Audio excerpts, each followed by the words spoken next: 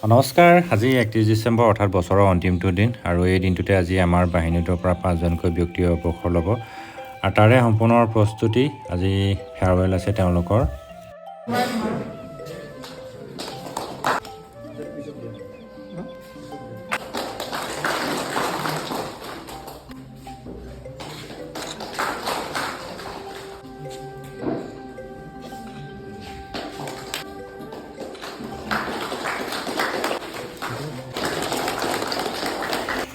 সুদীৰ্ঘকাল অৰ্থাৎ কাৰোবাৰ 35 বছৰ, কাৰোবাৰ 37 বছৰ, কাৰোবাৰ 38 বছৰ চাকৰি কৰি তেওঁলোক আজি আমাৰ মাজৰ পৰা যাবগৈ।